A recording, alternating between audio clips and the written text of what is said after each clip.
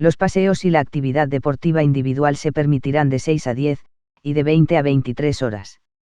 Los paseos deberán hacerse con una persona conviviente como máximo y a 1 kilómetro de distancia. Los niños podrán salir de 12 a 19 horas, y los mayores de 70 años, y dependientes, de 10 a 12, y de 19 a 20 horas. Las poblaciones de menos de 5.000 habitantes no tienen por qué aplicar las franjas horarias. El ministro de Sanidad, Salvador Illa, ha anunciado este jueves que las salidas de la población, a partir del sábado día 2 de mayo, se organizarán por franjas horarias. Los mayores de 14 años podrán hacer deporte individual y pasear una vez al día en 2 tramos del día, de 6 a 10 de la mañana, y de 20 a 23 horas. Se permitirá la actividad deportiva de carácter individual, sin contacto, y también los paseos diarios a partir de las 12 horas del día 2 de mayo, ha anunciado Illa. Los paseos se podrán realizar acompañados con una persona conviviente como máximo y sin superar el kilómetro de distancia con respecto al domicilio. De estos paseos se excluyen las personas con síntomas, los que estén en cuarentena o con contacto estrecho con una persona que haya sufrido la enfermedad. La actividad deportiva, por su parte, se podrá practicar de manera individual, una vez al día y dentro del municipio de residencia. De esta forma, el Gobierno ha fijado 3 tramos para las actividades de alivio a lo largo del día: el ejercicio físico individual, otro espacio reservado para dependientes y, un tercero, para niños menores de 14 años. El objetivo es que las medidas de esta parte de la desescalada sea ordenada y evitar aglomeraciones. Los municipios con menos de 5.000 habitantes no estarán sometidos a estas limitaciones, y podrán realizar las actividades permitidas a cualquier hora del día. Una orden sobre condiciones en las que se puede realizar actividad física no profesional al aire libre. Se permiten, en base a esta orden, actividades deportivas de carácter individual, sin contacto, y también la realización de paseos diarios. Esta orden entrará en vigor y tendrá plenos efectos a partir de las 0 horas del día 2 de mayo, por tanto, pasado mañana. Se permite la práctica de cualquier deporte, que debe realizarse siempre de forma individual, sin contacto con terceros, una única vez al día y dentro del municipio de residencia. No se permite para la práctica de deporte desplazarse a otro municipio. En cuanto a los paseos, se podrá salir acompañado con una sola persona conviviente o una cuidadora habitual, si así se requiere. Se podrá realizar en una distancia no superior a 1 kilómetro respecto al propio municipio, un paseo al día. Se excluyen de estas actividades, esto es muy importante resaltarlo, aquellas personas con síntomas o que estén en un periodo de cuarentena o en aislamiento domiciliario por haber sufrido la enfermedad o por haber sido contacto estrecho de una persona que haya sufrido la enfermedad. En todas estas actividades hay que mantener de una forma muy importante las distancias interpersonales.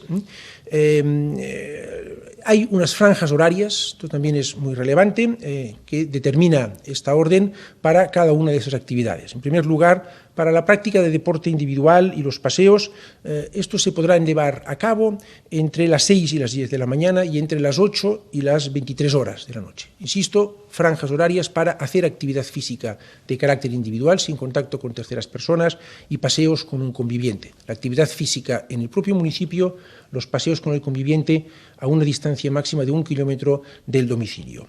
6 a 10 de la mañana, 8 a 23 horas, a 11 horas de la noche. Aquellas personas que requieran salir acompañadas de un cuidador o cuidadora, porque tengan algún nivel de dependencia, se les reserva un espacio horario, una franja horaria específica, de 10 a 12 de la mañana o de 7 a 8 de la noche. Insisto, aquellas personas dependientes que requieran ser asistidas en su paseo por una persona, por un cuidador, y por tanto tienen una franja específica, insisto, de 10 a 12 y de 7 a 8. Y los paseos autorizados ya para los niños menos de 14 años se restringen a la franja horaria que va desde las 12 a las 7 de la tarde. Por tanto, hay 3 espacios, mañana y tarde, de 6 a 10 y de 8 a 11 para actividad física individual y paseos, personas mayores de 14 años que pueden pasar con un conviviente, espacio reservado o franja horaria reservada para aquellas personas dependientes, que es entre las 10 y 12 de la mañana y 7 y 8 de la tarde, y entre las 12 y las 7 de la tarde reservado para el paseo con los niños. Se trata de evitar, de ordenar un poco el día para que haya las mínimas aglomeraciones posibles. Es muy importante recordar que tiene que haber la distancia interpersonal, esto no nos cansaremos de repetirlo, idealmente 2 metros, mínimo 1,5 metros. Un paseo, una actividad física, hay que preservar los 2 metros de distancia, el lavado muy frecuente de manos antes de salir, al llegar a casa, y la higiene muy importante de todos los espacios públicos y privados. Quiero también decirles que aquellos municipios de menos de 5.000 habitantes, por sus condiciones, por las características que tienen, no aplican las franjas. En los municipios, insisto, de menos de 5.000 habitantes, que son el 80 y pico % de municipios de nuestro país y en los que viven un 12%, un poco más del 12% de la población, ahí no hace falta respetar estas franjas, se pueden hacer estas actividades desde las 6 de la mañana a las 11 de la noche. No hay riesgo por el número de habitantes que habitan en estos municipios, no hay riesgo de que haya aglomeraciones y, por tanto, en estos municipios de menos de 5.000 habitantes no hay franjas. Pueden realizarse estas autoridades de alivio, estas autoridades permitidas, los paseos, la actividad física, el paseo de los niños, el paseo de personas dependientes, pueden realizarse en cualquier momento del día entre las 6 y las 23 horas del día. Hay un segundo anuncio que les quiero hacer, que hace referencia a otra orden por la que se permite la realización de actividades no profesionales de cuidado y recolección de productos agrícolas. Es una orden también sobre la que hemos estado trabajando con mucha intensidad estos últimos días y permite que el cuidado y la recolección de huertos, cuando no se trate de actividades de naturaleza laboral, profesional o empresarial, que ya estaban permitidas, se pueda realizar. El desplazamiento a estos huertos se tiene que realizar en el mismo término municipal al del domicilio o término municipal adyacente. Hay una excepción única para el caso de que se requiera desplazarse más allá del municipio o del municipio adyacente para el cuidado de animales o huertos de autoconsumo. Se tienen que realizar los mínimos desplazamientos posibles y siempre de acuerdo con las normas dictadas por las autoridades competentes.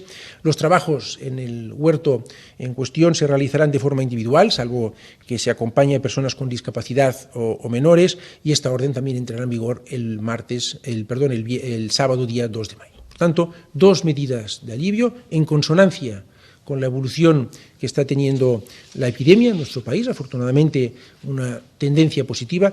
No hay que perderle el respeto al virus, no está vencido, no hay que perderle el respeto, y pedimos que estas medidas de alivio, que se pueden poner en práctica gracias al esfuerzo ejemplar del conjunto de españoles en el cumplimiento de unas medidas muy drásticas, se tienen que poner en práctica, siguiendo las prioridades que siempre indicamos: distancia interpersonal, lavado de manos, una y otra vez lo decimos, lavado de manos, y higiene en espacios públicos y privados. Estos son los comentarios, las cuestiones que quería compartir con ustedes, y estos anuncios los que les quería hacer, que van a verse reflejados en órdenes que van a aparecer publicadas mañana en el Boletín Oficial del Estado para conocimiento de toda la ciudadanía. Ministro Salvadorilla, si le parece, pasamos entonces al turno de preguntas en un grupo de medios y periodistas que hoy pertenecen a canales como Televisión Española, El Boletín, El Periódico de Cataluña, Cambio 16, El Español, El Imparcial, La Cadena SER, L'Eco, El Economista y La Buena Onda Radio. Vamos, por tanto, a las preguntas. Os recordamos, compañeros, que podáis tener los canales de sonido preparados y que os identifiquéis al formular vuestras cuestiones. Comenzamos con Televisión Española. Adelante, Televisión. Sí, hola, buenas tardes, ministro. Quería preguntar, me queda un poco de duda con los paseos. En caso de las familias, pues padre, madre, que tengan varios hijos, tienen que salir por separado, uno de los dos progenitores con los 2 niños y luego aparte otro paseo, pueden salir todos juntos. Me surge esa duda. Luego, por otra parte, acaba de decir que el estado de alarma es imprescindible, pero lo cierto es que cada vez menos grupos aseguran el apoyo a la prórroga del estado de alarma. Por falta de diálogo se quejan, el PP hasta ahora no tiene decidido su voto, tampoco PNV ni RC, que amenaza con votar en contra. ¿Tiene el Gobierno un plan B en caso de que alguna de las prórrogas no sea apoyada por el Congreso de los Diputados? Y una última pregunta. Esta tarde la ministra de Política Territorial hablaba en el Senado de reuniones bilaterales con comunidades autónomas en el marco de la desescalada. Y teniendo en cuenta que la presidenta de la Comunidad de Madrid justo ha pedido esta mañana una comisión de trabajo bilateral, ¿se plantea Sanidad este tipo de reuniones? Muchas gracias. Muchas gracias, Alba. Respecto a los paseos, creo que lo he especificado, los paseos se pueden producir entre las 6 y las 10 de la mañana y entre las 8 y las 11 de la noche. Se pueden producir a una distancia de 1 kilómetro del domicilio en que se habite, personas mayores de 14 años con un conviviente y un paseo al día.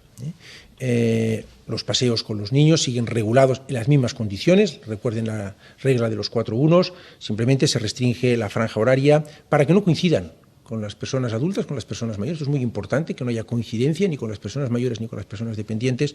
Se restringe la franja horaria de 12 a 7, excepto en los municipios de menos de 5.000 habitantes que por sus características no aplican las franjas horarias.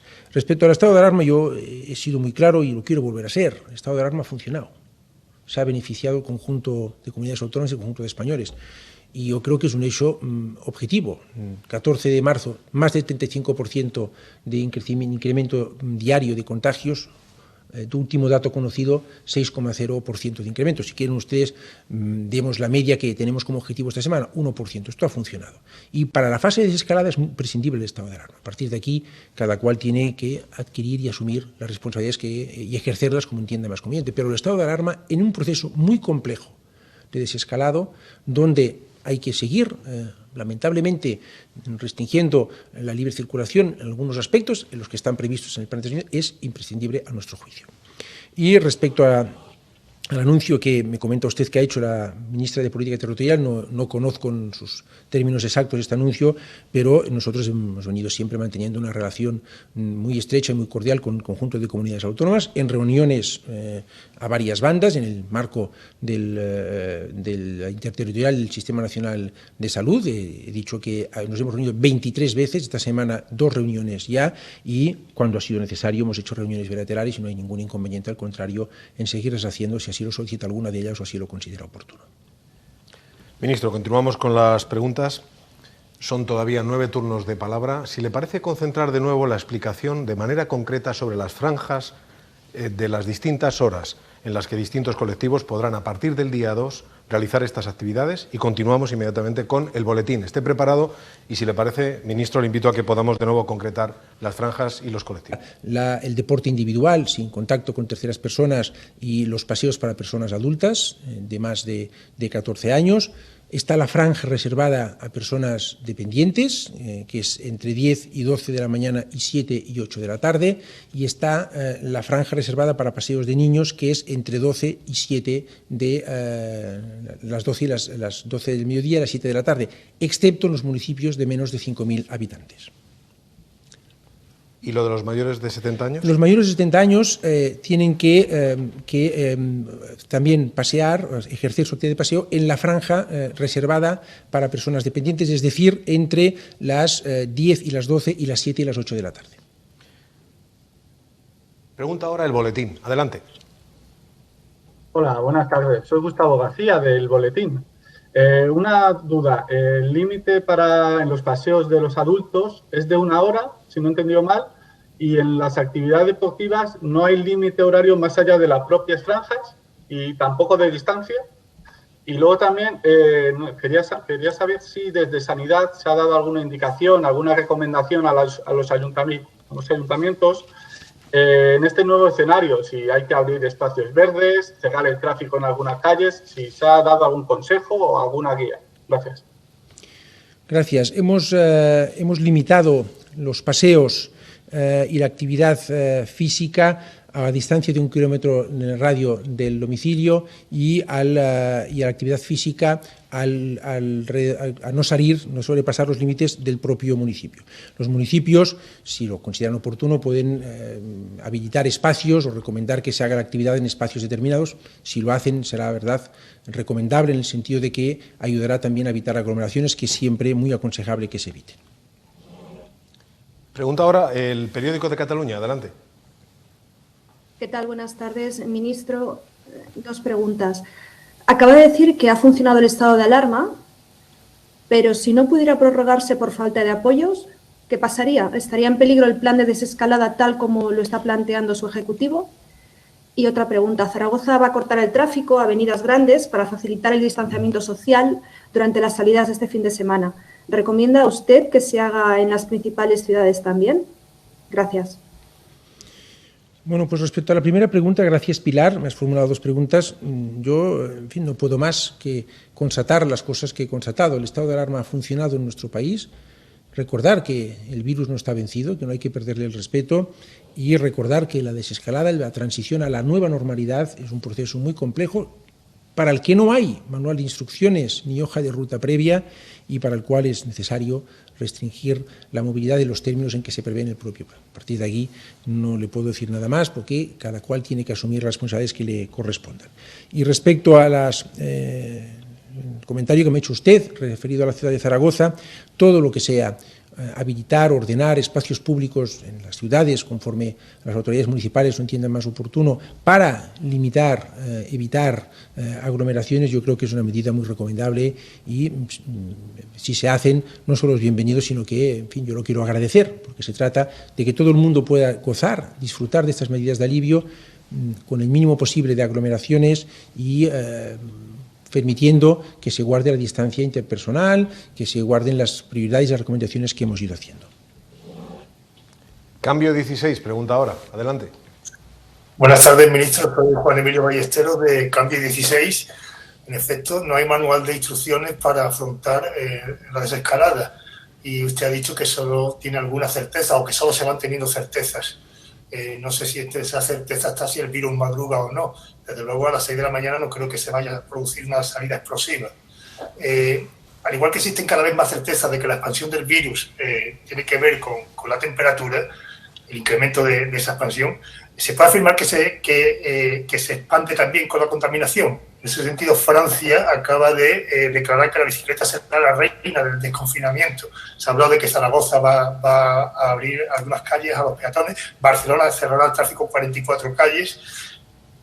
¿Qué tiene que ver la contaminación con la expansión del virus?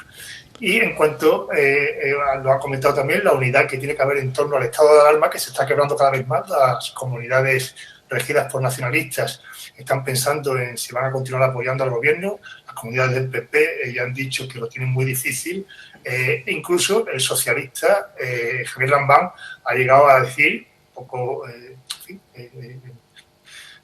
en plan exclamativo, que salvar la vida de Aragonés está muy por delante de salvar políticamente a Pedro Sánchez. Una afirmación que es posible con la que esté de acuerdo el propio presidente del gobierno. ¿Cómo piensa mantener la unidad en medio de este clima? Pues muchas gracias, Juan Emilio, por sus tres preguntas.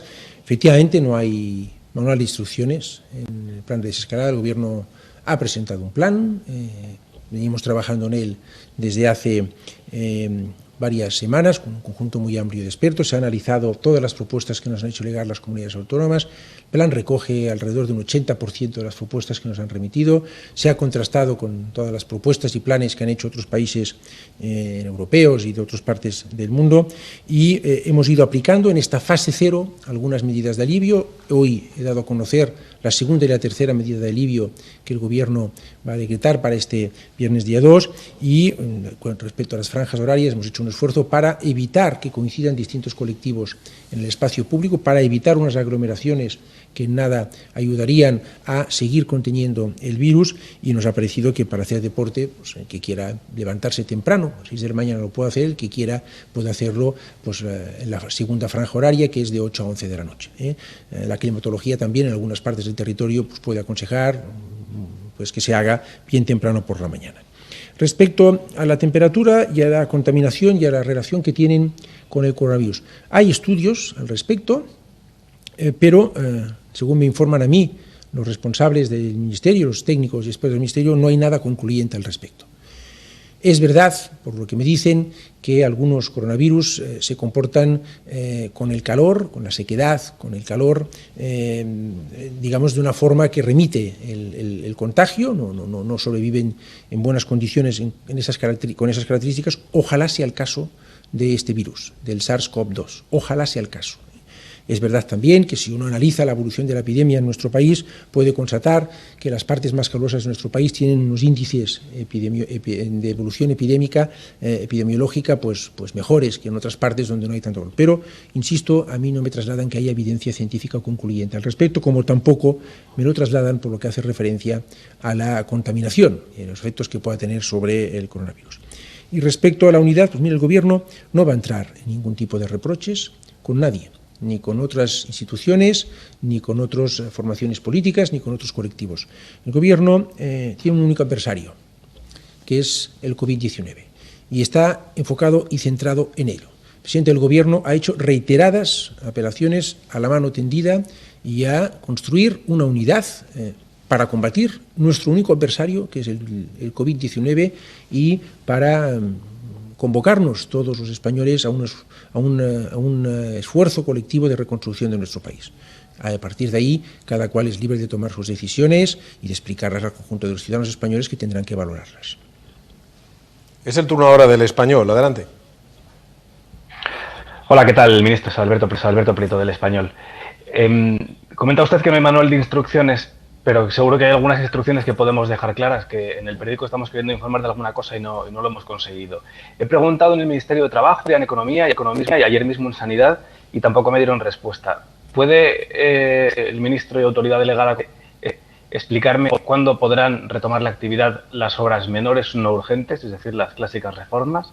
Y aclarar si el Zara de Gran Vía en Madrid o la FNAC de la Diagonal en Barcelona son o no grandes superficies, para saber en qué fase podrán abrir.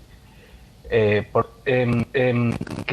preguntarle por qué en España no se va a obligar al uso de vías en el transporte público, como sí que hacen Italia, Francia o Alemania, que incluso ha tenido que parar su desescalada por uno de los contagios. Si hay alguna razón concreta, científica, en qué nos basamos nosotros para la decisión. Y creo recordar, por su intervención ahora en la comisión parlamentaria, que ha comentado que a inicios del año que viene puede haber una vacuna. Que son las informaciones que ustedes están manejando en el Ministerio. Querría que abundara un poco más en esta información. ¿En qué se basa? ¿De qué proyectos estamos hablando? Si alguno de ellos es español o está participando en algún laboratorio de nuestro país. Y si, ya que no va a haber test para todos, como he dicho en la comisión, habrá vacunas para todos, y si están pensando ya en eso, en cómo van a hacerlo. Muchas gracias. Muchas gracias. Mire, las actividades de reformas que no comporten contacto con personas que estén residiendo en el domicilio donde se hacen las reformas ni en las zonas comunes se pueden llevar a cabo ya. Respecto a si se considera gran superficie o a qué exactamente se considera gran superficie, si la Gran Vía o otro centro comercial que ha mencionado Barcelona son o no, en las órdenes que vamos a ir dictando, haciendo públicas para cada una de las sucesivas fases referidas a territorios concretos, iremos dando especificaciones, iremos concretando todos estos aspectos por los que usted me pregunta. Respecto a las mascarillas y su uso en el transporte público, en este momento nosotros tenemos una recomendación de uso de mascarilla en aquellos casos en que no se pueden cumplir las tres prioridades que hemos ido resaltando constantemente: la distancia interpersonal de 2 metros, ideal mínimo de 1 metro, 1,5 metros, el lavado de manos o la higiene de espacios públicos. Es también lo que está en línea con las recomendaciones que hacen las autoridades internacionales, la Organización Mundial de la Salud o el ICDC. Le quiero decir, sin embargo, que todos estos asuntos están en permanente revisión por parte del Ministerio, conjuntamente con el Comité de Desescalada, que se ha reunido hoy por primera vez. Y, por tanto, si en este sentido hubiera algún cambio de criterio, evidentemente lo daríamos a conocer a la máxima brevedad. Pero, de momento, lo que tenemos es una recomendación de uso de la mascarilla cuando no se pueda cumplir, sobre todo con la distancia interpersonal recomendada. Respecto a la vacuna, yo he comentado, me parece que ha sido en mi réplica a una intervención de un portavoz de un grupo parlamentario, que efectivamente la información de la que disponemos es que durante el primer semestre, no a principios de año, durante el primer semestre del año que viene, es muy posible que se haya desarrollado alguna vacuna. Hay en estos momentos en el mundo más multitud de proyectos, hay un esfuerzo científico de la comunidad científica pues impresionante para contrarreloj descubrir aspectos desconocidos todavía del virus y encontrar terapias y vacunas. Cuando encontremos una terapia o una vacuna, habremos vencido definitivamente el virus. Hasta entonces hay que convivir con él, nueva normalidad a la que siempre apelamos. Pues les decía que hay más de 70 proyectos relevantes en este sentido, están siendo seguidos por la Organización Mundial de la Salud, por las autoridades europeas y también por el Ministerio de Sanidad, básicamente por la Agencia Española de Medicamentos y Productos Sanitarios. España está haciendo un seguimiento atento, está también potenciando algunos proyectos de desarrollo de vacuna en nuestro país y, como no puede ser de otra manera, estamos muy atentos a cómo evoluciona esto para posicionarnos adecuadamente. Y respecto a los test, nosotros somos uno de los países que realiza más test de diagnóstico, según todos los rankings que se puedan consultar. Hemos realizado 1.300.000 test de diagnóstico PCR y diagnóstico rápido, de PCR más de 1 millón de test. Estamos en un promedio diario de entre 40 y 47.000, según los datos que nos proporcionan las comunidades autónomas, y estamos trabajando para hacer todavía más test. Y se van a hacer estos test, se están haciendo y se van a hacer conforme a los criterios que nos recomiendan los epidemiólogos, siempre con una única estrategia de testeo, siempre bajo la dirección o bajo la prescripción de un médico y siempre vinculando el resultado del mismo al sistema de salud para que se pueda hacer un adecuado seguimiento de aquellas personas que hayan dado positivo. Pregunta ahora el imparcial. Adelante. Buenas tardes, señor ministro. Me llamo Javier Cámara. Quería preguntarle, en plan sanitario, millones de personas ya están saliendo de sus casas, más van a salir este fin de semana, y no saben si están infectados o si son inmunes porque no se han hecho el test, no se han podido hacer, y como usted dice, pues tampoco hay para todo el mundo. ¿Le preocupa que vayamos a ciegas y se pueda producir por esta causa un rebrote que no esté previsto? Y por otra parte, no me ha quedado muy clara la contestación antes a las preguntas de una compañera. ¿Exactamente en qué escenario estaríamos si no se aprobara una cuarta prórroga del estado de alarma? ¿Qué efectos tendría esta no aprobación del estado de alarma en lo que es todo el proceso de desescalamiento? Muchas gracias, buenas tardes. Muchas gracias, Javier. El Gobierno no va a ciegas.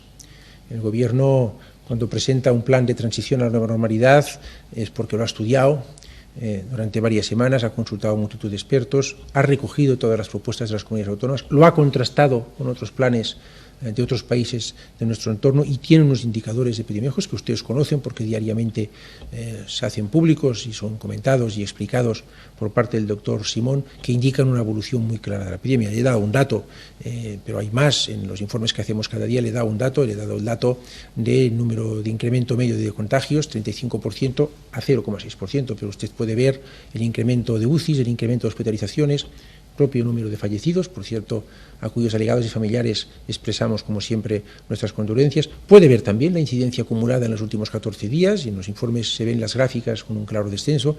Incluso los informes del Centro Nacional de Epidemiología pues hablan de la famosa R, de la tasa de reproducción. Todos los indicadores apuntan a una tendencia de control del virus, aunque no podemos bajar la guardia y hemos de estar alerta. Por tanto, el Gobierno no va a ciegas. Esta evolución es la que permite ir tomando estas medidas de alivio que he comentado y la que permitirá, cuando las autoridades autónomas nos hagan sus propuestas y nos hagan llegar los indicadores que figuran en el anexo 1 del plan y podamos constatar que han desarrollado las capacidades estratégicas necesarias para poder entrar en fase 1, que hay unos indicadores de alerta temprana, de seguimiento de casos que nos dan las garantías de que podemos detectar muy precozmente si hay un rebrote. Cuando se produzca todo esto, a partir del 11 de mayo, cuando se den estas circunstancias, en aquellos territorios en que se den, podremos empezar este proceso de transición hacia la nueva normalidad. En un escenario ideal, este proceso puede durar 8 semanas, pero justamente una de las cuestiones más relevantes del plan es, aparte de su asimetría, se hará donde se den las condiciones para que se pueda hacer. Aparte de su asimetría, digo, su flexibilidad. Cuando no se den estas condiciones, no se va a proceder a avanzar, por así decir, a la fase 1 o de la fase 1 a la fase 2. Y además, también cada fase tiene un periodo mínimo de 14 días, que es un periodo de incubación, como ustedes saben, de la enfermedad. Por tanto, el tiempo suficiente para ver los efectos que el cambio de fase ha tenido sobre la evolución de la epidemia. Respecto al estado de alarma, yo no tengo más que añadir. Quiero decirle, Es una constatación que ha funcionado, esto me parece que es evidente, es una constatación que si no se aprueba no se podrán restringir derechos fundamentales y es una constatación que para que podamos implementar adecuadamente este proceso tan complejo en España y en todas partes, que es la transición hacia la nueva normalidad o la desescalada, hace falta restringir la libre circulación porque si no corremos riesgos, a juicio al menos de este ministro que les habla, corremos riesgos que no merece la pena correr. A partir de aquí yo no le puedo decir ni más ni menos que esto. Es la cadena SER quien pregunta ahora. Adelante.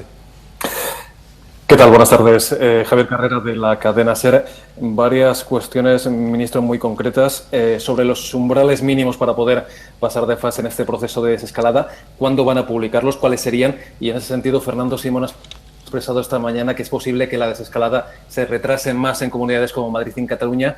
Quería saber si cree usted que podrán pasar a la fase 1 el 11 de mayo. Otra duda muy concreta es cuándo se va a publicar la orden para establecer las condiciones para actividades como la peluquería y los restaurantes con comida para que puedan reabrir el lunes. Y le traslado también algunas dudas muy concretas sobre estas franjas horarias, dudas que nos trasladan a veces los oyentes para poder pasear, para hacer deporte. ¿Qué pasa si coinciden con sus horarios de trabajo? Saber también si el adulto que sale con el niño puede volver a salir a pasear. Y si entre las actividades deportivas, por ejemplo, se encuentra el surf, que es algo importante en las zonas de costa. Muchas gracias. Muchas gracias. Estamos trabajando en una orden de procedimiento que aclarará aquellos umbrales de los indicadores que forman parte del anexo 1 del Plan de Desnación. Gracias, Javier, por tus 4 preguntas. Esto, por tanto, cuando estemos en disposición de publicar esta orden, yo le llamo de procedimiento porque indicará el procedimiento concreto, se conocerá esto, pero me quisiera insistir en que la valoración no va a ser una valoración determinista ni cuantitativa, solamente va a ser una valoración cualitativa. Es decir, hay unos indicadores, hay unas capacidades, pero debido también a la distinta situación, a la riqueza de nuestra realidad territorial, va a ser imprescindible, lo hemos dicho siempre, una valoración cualitativa del conjunto de indicadores que se hará conjuntamente con la comunidad autónoma y que en última instancia el Ministerio pues dará su parecer al respecto. No le puedo decir qué comunidades autónomas estarán en disposición de avanzar a la fase 1 el día 11 de mayo, no se lo puedo decir. Hay que ver cómo evoluciona la epidemia la próxima semana, hay que ver la valoración que hacen, están trabajando muy intensamente las comunidades autónomas, el conjunto de indicadores que muestran, el desarrollo de las capacidades que tienen y habrá que valorar conjuntamente con ellas, pues cuáles de ellas o qué partes de los territorios de ellas, porque el territorio de referencia no es la comunidad autónoma como tal, puede haber unidades de referencia, el plan recoge la provincia o la isla de una comunidad autónoma que puedan proceder a avanzar a la fase 1 y otras que no, por tanto habrá que valorarlo en función de las propuestas que nos hagan y del análisis cuantitativo y cualitativo que podamos hacer. Estamos trabajando en una orden para esas actividades de alivio que usted mencionaba, veremos si está, en principio la idea es que estén preparadas para el día 4 de mayo, hace referencia, como usted dice, a establecimientos minoristas, lo que está recogido en la fase 0 del plan que hemos conocido y algunas medidas más en las que estamos trabajando. Me tienen que disculpar, pero me gusta poco anticipar cosas que no están trabajadas ni decididas y, por tanto, en cuanto tengamos todo esto trabajado y decidido, me hago cargo que tiene mucha trascendencia para el conjunto de la ciudadanía. En cuanto lo tengamos trabajado y decidido y acordado en el Comité de Desescalada, pues lo daremos a conocer a la máxima brevedad. Las actividades deportivas tienen que ser actividades deportivas individuales, que se puedan ejercer en el mismo municipio. No podemos trasladarnos a otros municipios a hacer surf. Tienen que ser actividades deportivas individuales, insisto, que se puedan realizar en el mismo municipio. Y los paseos se pueden realizar en las franjas horarias que he dicho, personas mayores de 14 años con un conviviente. Pregunta ahora el diario francés L'Echo. Hola, buenos días. Soy Cécile Thibault del diario Les Echos. Quería saber exactamente cuáles son los criterios para el calendario de apertura de los comercios. Y especialmente quería saber por qué las grandes superficies van a poder abrir en fase 2 o 3, cuando justamente yo creo que han enseñado esas últimas semanas que estaban preparadas. ¿Se cortó?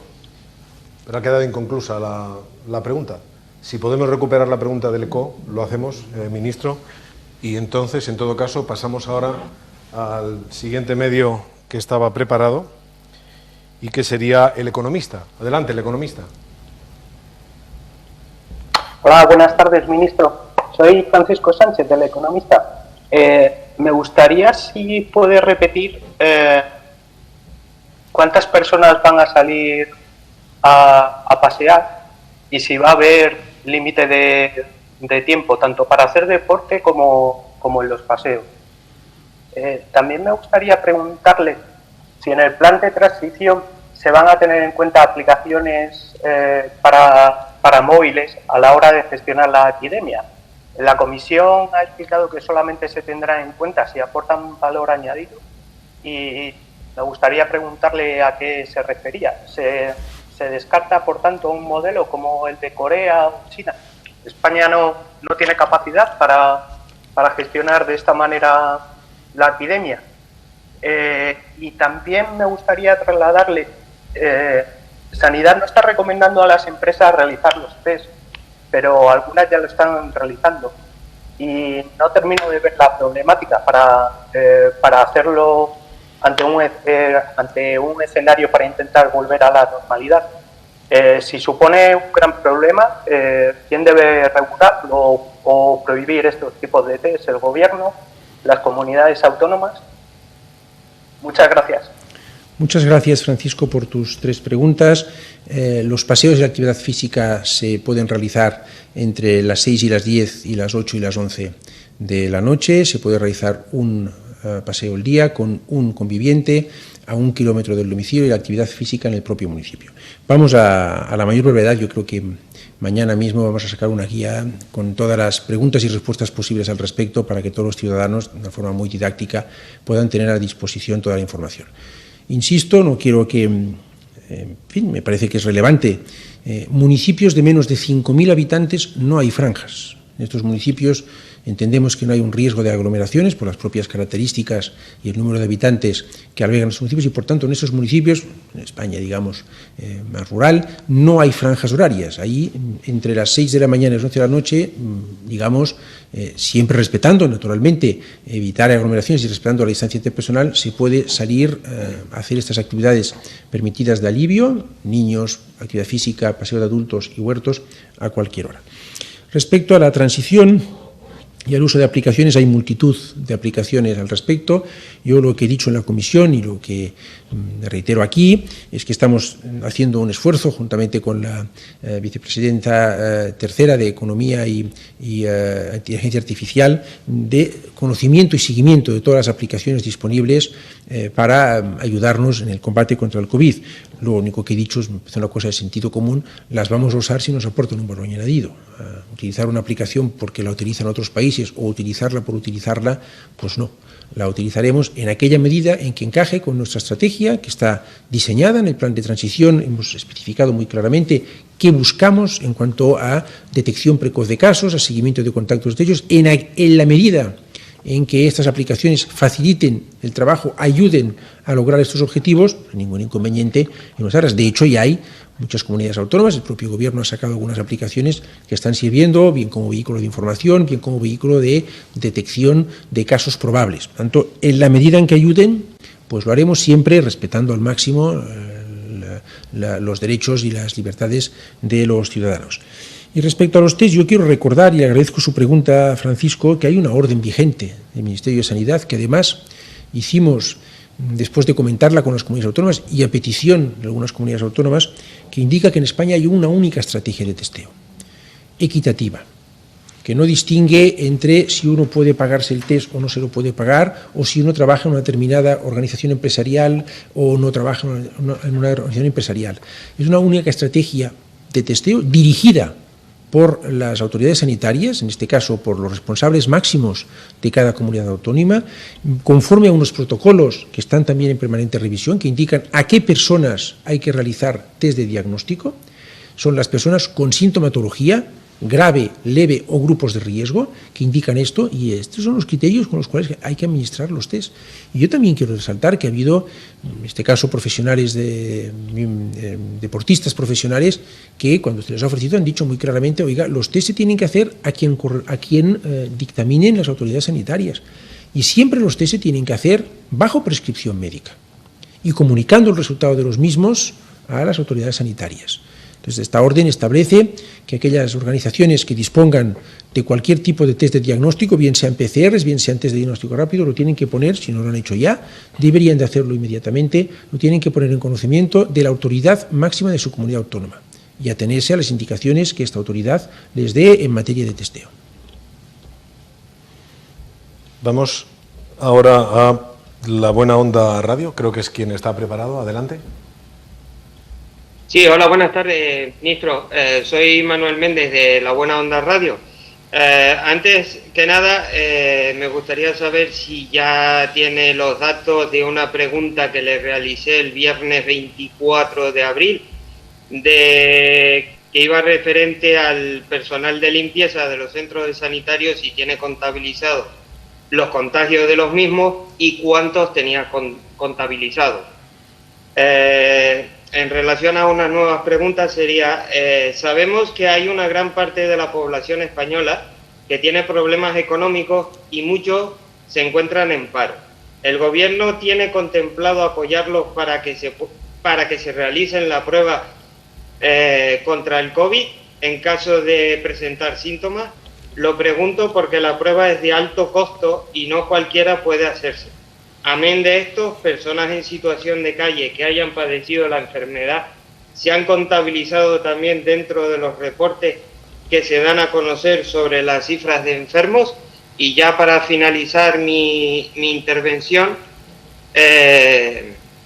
me reitero el reconocimiento a título personal y a nombre de la sociedad de los esfuerzos que están realizando cada uno de ustedes desde el gobierno y a cada sanitario que están realizando para salvaguardar la vida de cada uno de los españoles. Muchas gracias. Muchas gracias por tus preguntas. No dispongo de la información por la que me preguntaste, por la que me preguntó el 24 de abril del personal de limpieza afectado. No es fácil obtener esta información. La verdad es que la recolección de los datos que nos proporcionan las comunidades autónomas, bueno, pues es un evento complejo y estamos en esta fase de recabar información de datos distinta y no dispongo de esta información para serte completamente honesto. Efectivamente, hay muchas personas que están pasando por una situación complicada en términos económicos. El Gobierno ha hecho un esfuerzo ingente de desplegar un escudo social. Los test de diagnóstico COVID-19 son test gratuitos.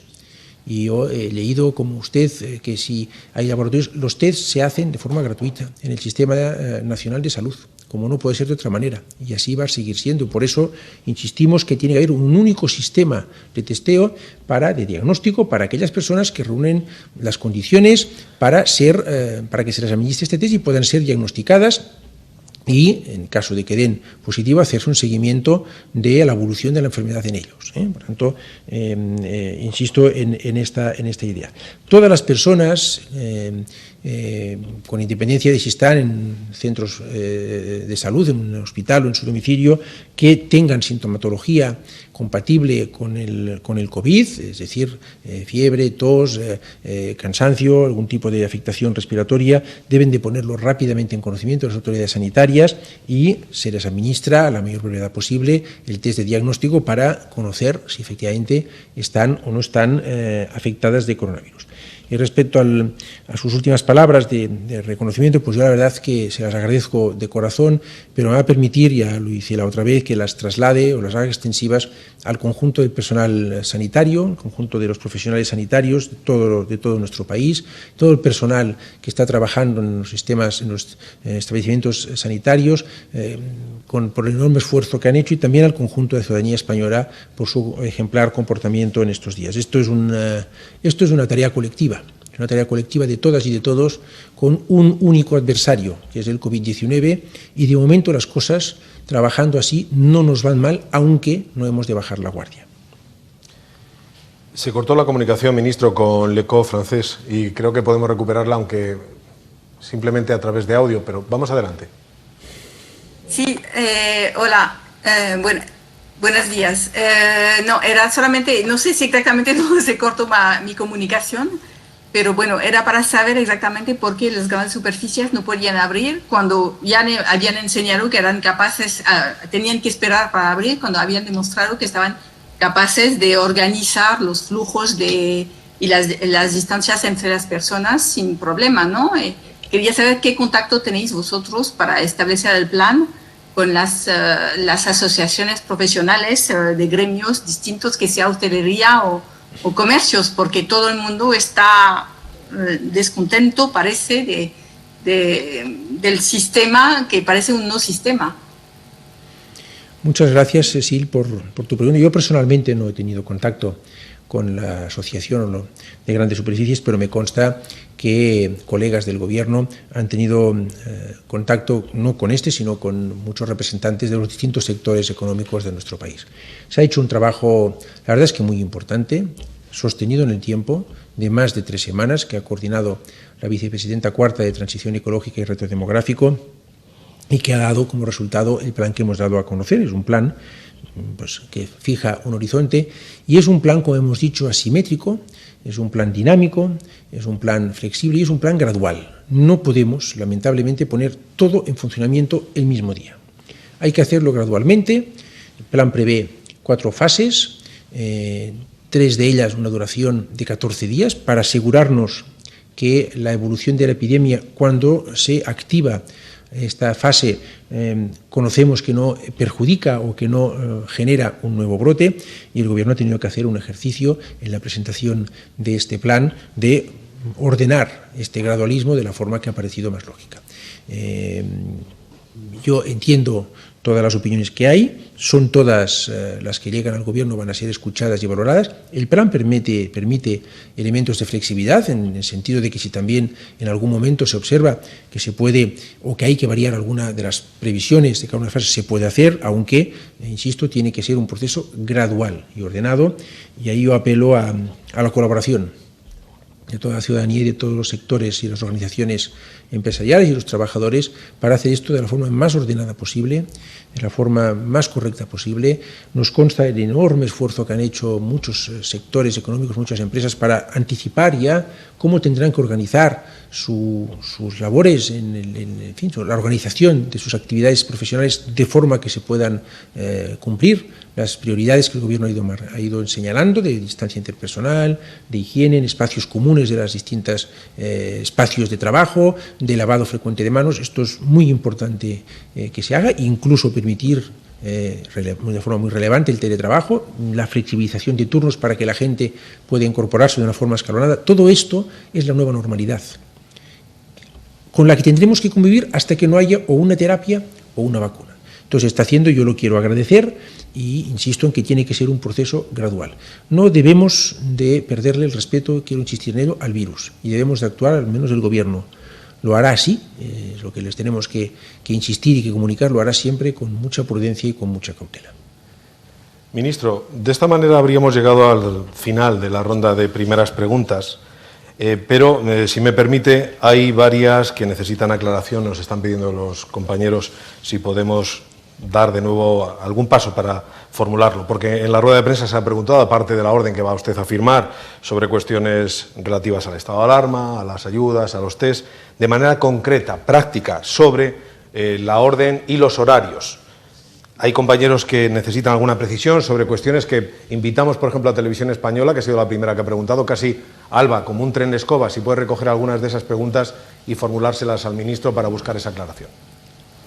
Sí, la duda que tenemos es muy concreta, es si hay límite de tiempo, de duración dentro de las franjas horarias. ¿Hay algún límite de tiempo para hacer deporte? ¿Y hay algún límite de tiempo para pasear? Igual que con los niños es 1 hora, a ver si hay algún límite de tiempo, o dentro de la franja puede ser el tiempo que se quiera. No, he indicado ya que sacaremos una guía que precisará todo esto. El límite es el espacio para hacer la actividad física, es el espacio del propio municipio, y para el paseo es la distancia de 1 kilómetro desde el domicilio de donde se resida.